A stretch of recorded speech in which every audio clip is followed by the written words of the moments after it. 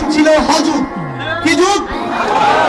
সবকিছুতেই হ, উপরে নিচে ডাইনে বায়ে যেখানে তাকাবেন হ, হ আর হ।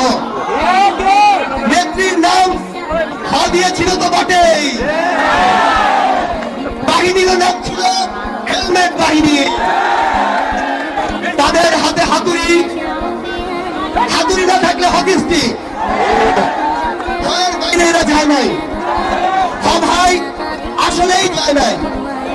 এমনকি সেই হযুগে দেশের সবচেয়ে বিখ্যাত হোটেলের নামও ছিল হ দিয়ে, হারুনের ভাতের হোটেল।